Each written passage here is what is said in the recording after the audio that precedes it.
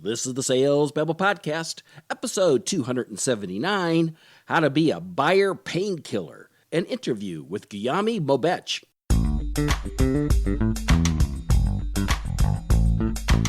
Welcome to Sales Babble, the podcast that shares selling secrets for non-sellers. And now your host, Pat Helmers.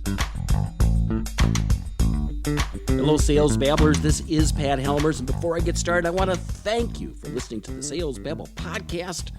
I want to thank all of you out there who've been going into your podcast listening apps and giving us a 5 stars and sharing it with other people. That is really, really kind of you. Today's guest is Guillaume Moubeche. We go to Paris, France, and find out that he is the builder of Lemlist. It's an email outreach tool, and it's used for like personalization, dynamic personalization of text and images and videos. Well, today, Guillaume and I babble about the selling process and how it intersects with marketing. We chat about the power of having an ideal client profile and the ways that it can be used to automate the discovery of qualified leads. If you do this right, you can become a buyer painkiller. And when you get into that situation, prospects turn into customers. So, with no further ado, let's get to it. Welcome, Guillaume. Are you ready to babble? I'm ready. Guillaume, where are you at today? It looks like you're in a train station. Yeah, actually, I'm based in Paris, France, and this is called Station F. It's a former train station, but it's actually like a huge startup incubator. You have a startup, right? Yes, I do. Lemlist. Lemlist. What does Lemlist do? Lemlist is email automation software that allows you to get more replies whenever you're sending cold emails. So sales prospecting emails, essentially. Excellent, excellent. Everybody's always looking for more leads. Indeed.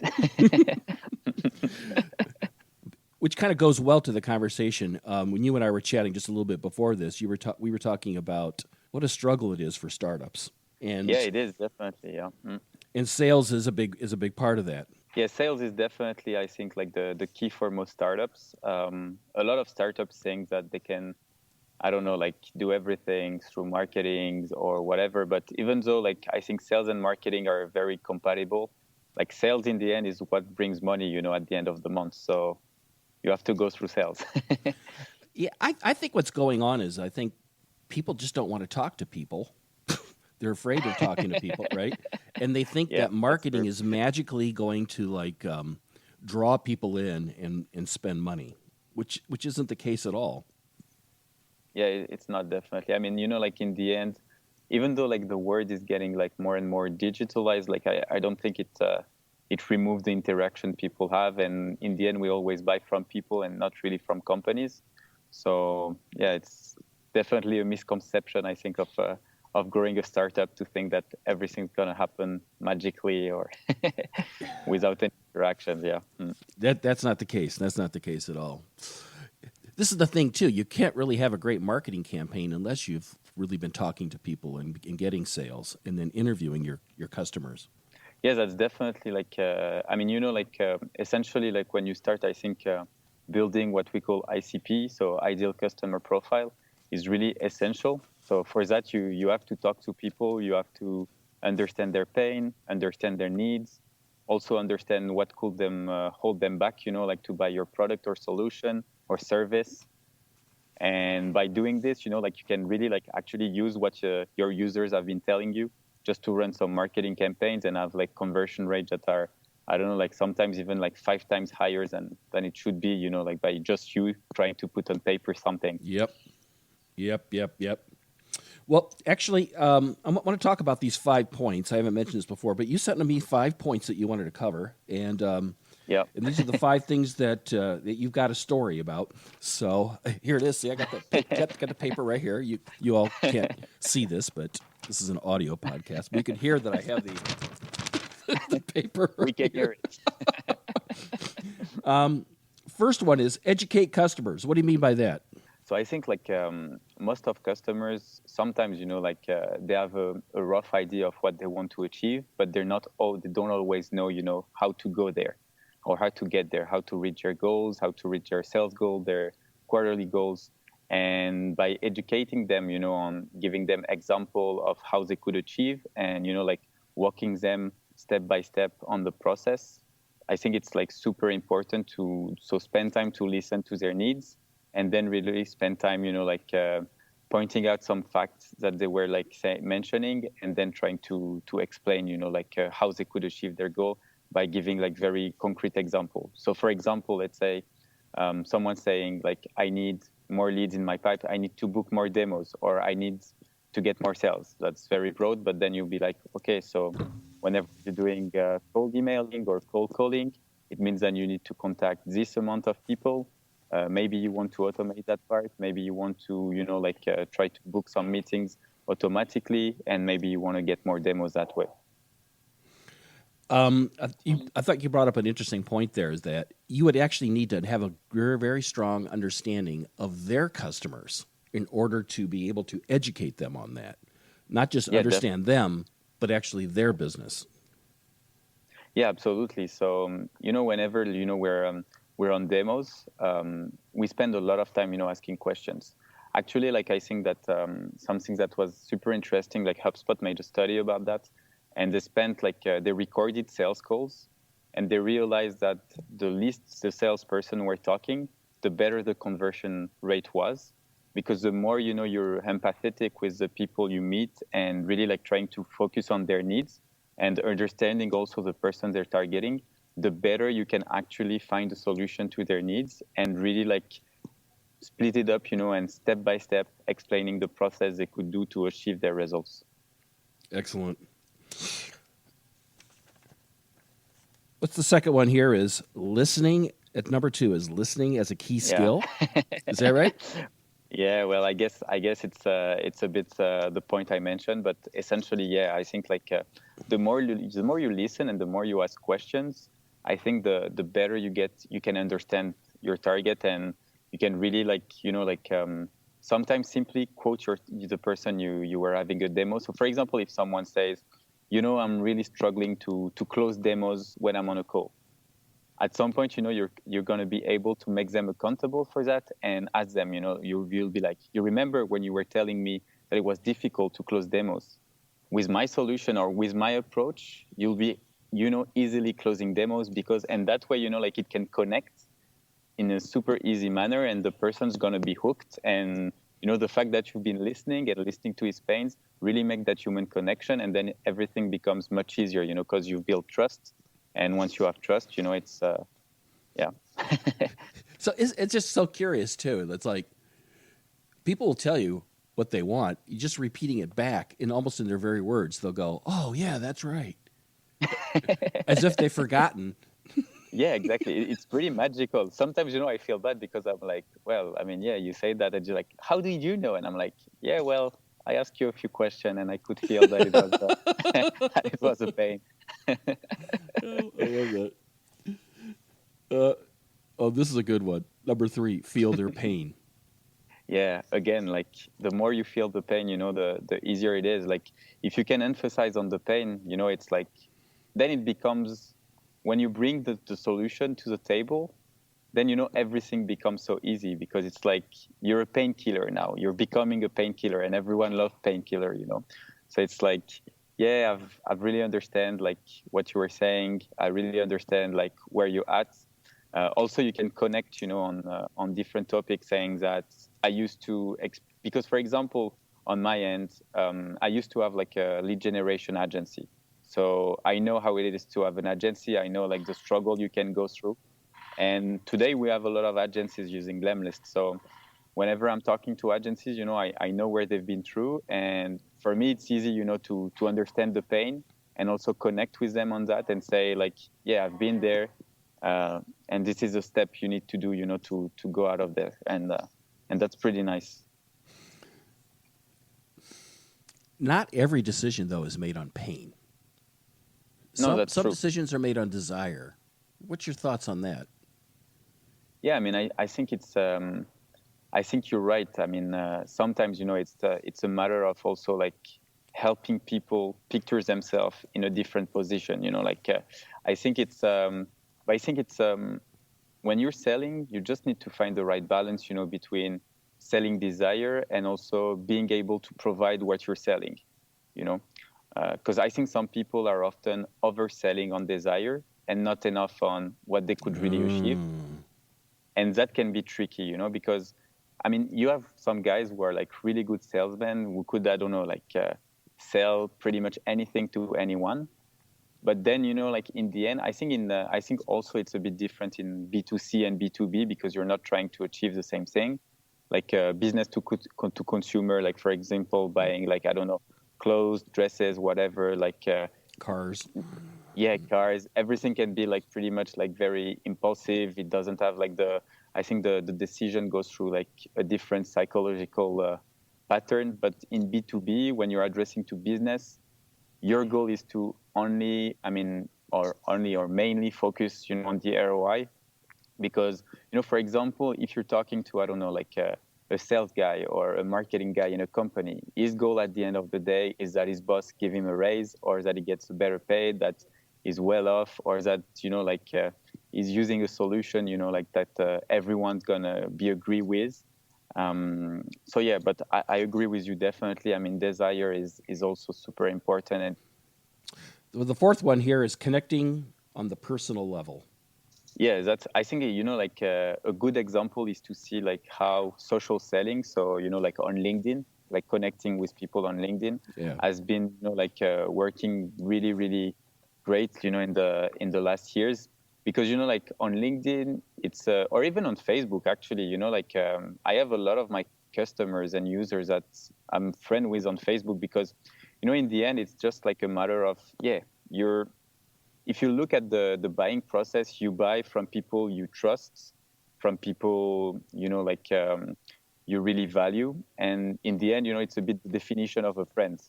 So connecting on a personal level make a lot of sense because, in the end, like a real human after all. You were mentioning, at the beginning of the podcast that people are really scared and more scared to talk to other human beings. And I think you're true, I 100% agree with that. And I think it's stupid because when you look at it, it's only whenever you connect really, with people that you can, get so much opportunities. Like, I think if you look at all the big stories of all big companies, you'll see that in the end, it was not the smartest people. It was not, like the guy who had like the best ideas.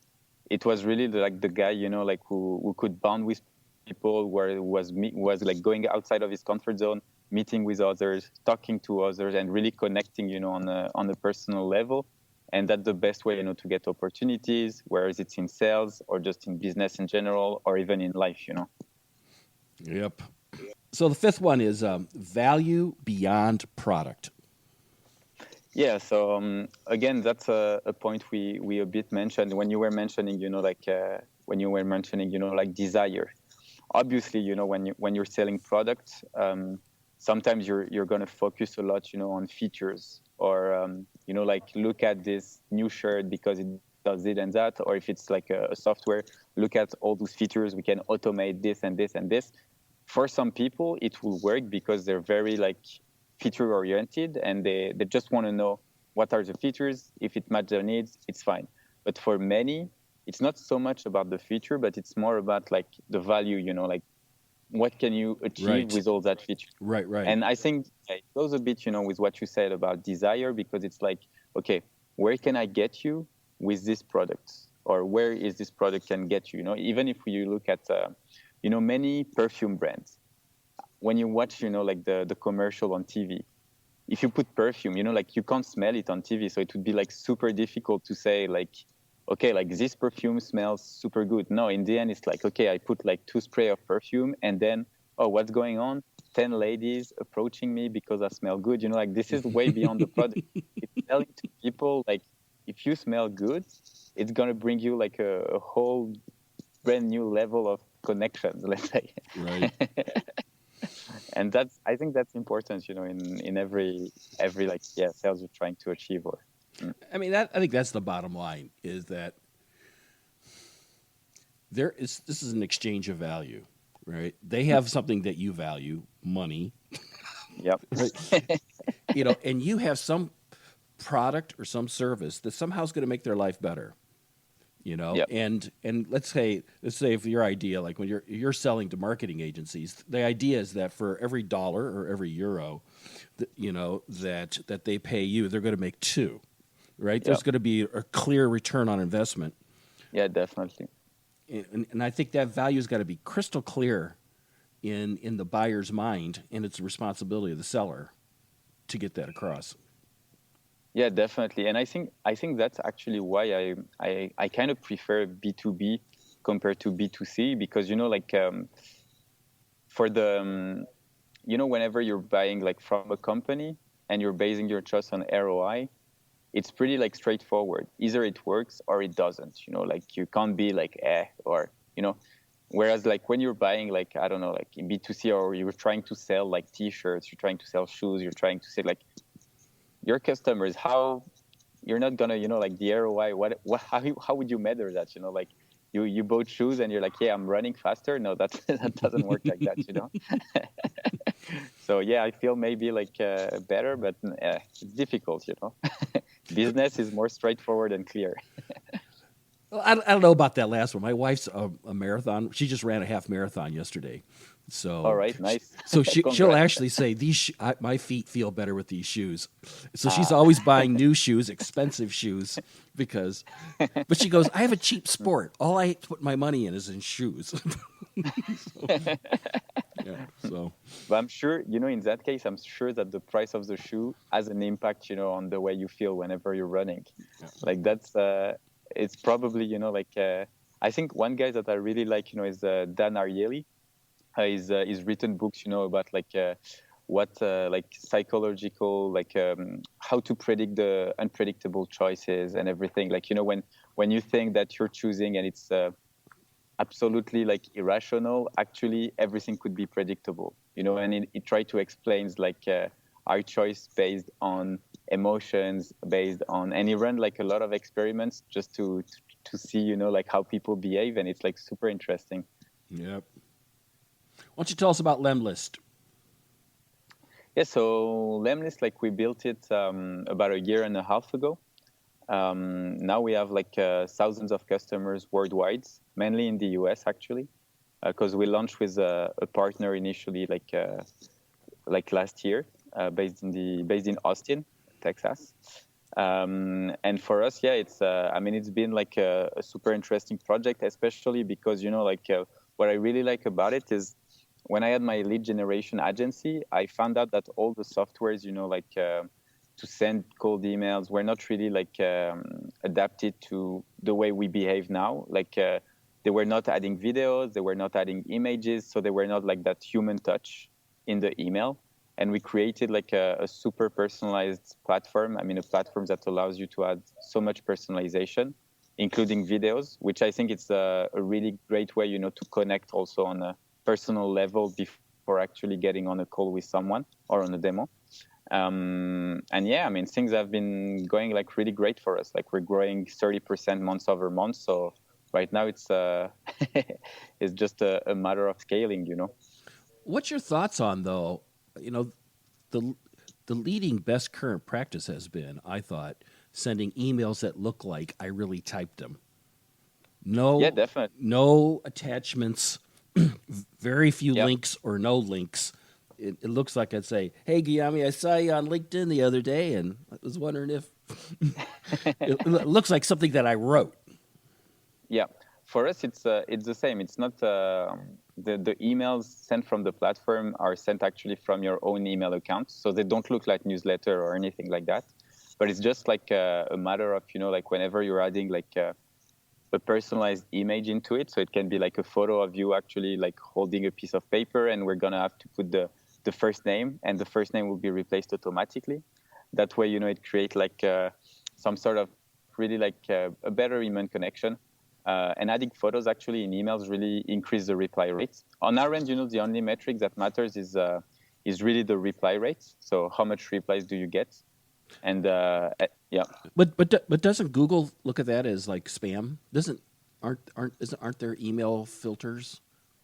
Look at things. No, that was true. That was true. In the year 2000, and I think like a lot of people, have been taking this information. But to be honest, from all the tests we've run, and also from some of our, not competitors, but other people on the field of email, like the big providers, what they realized is that the image didn't have any impact.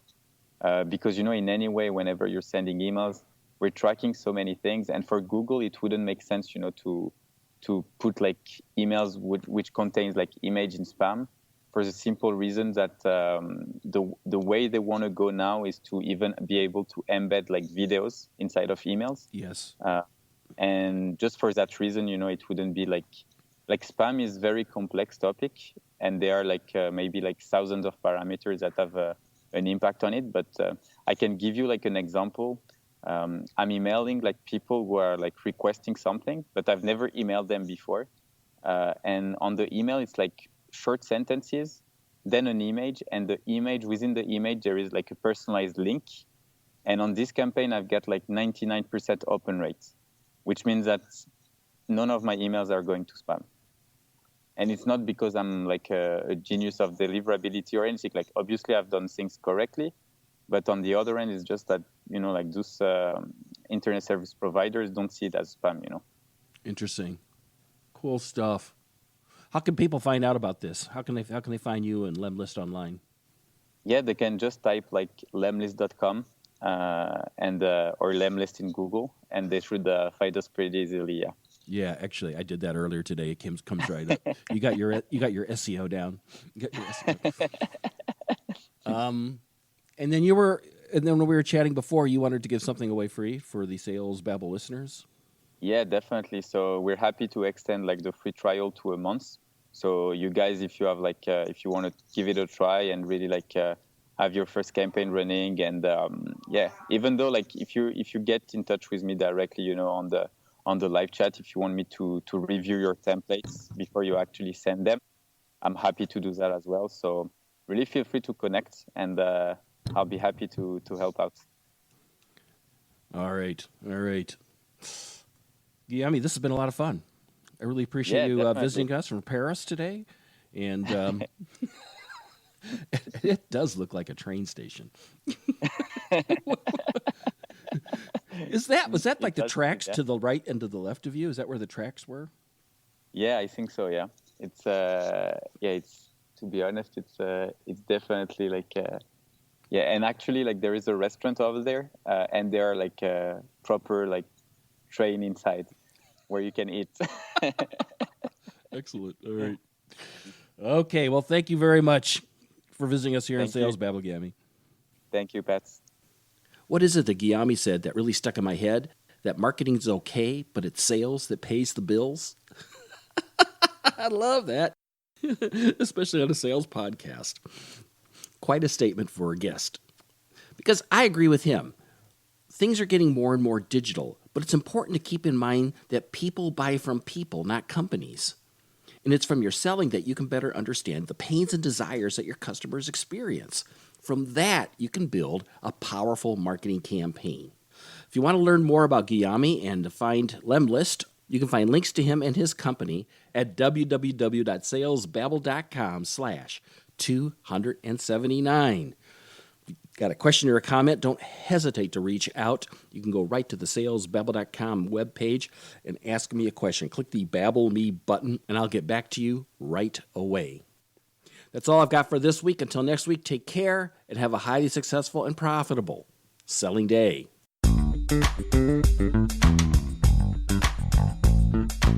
Thank you for listening to the Sales Babble podcast.